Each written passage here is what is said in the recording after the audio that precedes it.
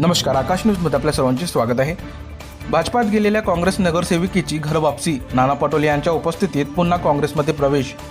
विधान परिषद निवडणुकीच्या पार्श्वभूमीवर राजकीय घडामोडींना वेग आला असताना लाखांदूर नगरपंचायतीतील काँग्रेसच्या एका नगरसेविकेने भारतीय जनता पक्षाला रामराम ठोकत पुन्हा काँग्रेस पक्षात प्रवेश केला आहे.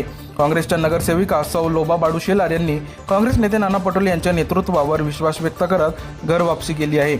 मिळालेल्या माहितीनुसार विधान परिषद निवडणुकीपूर्वी लाखांदूर नगरपंचायतीतील काँग्रेसचे 4 नगरसेवकांनी भाजपमध्ये प्रवेश केला होता.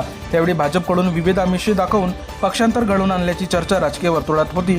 मात्र त्यापैकी सौ लोबा शेलार यांनी अवघ्या 8 दिवसातच पुन्हा काँग्रेसमध्ये परतण्याचा निर्णय घेतला.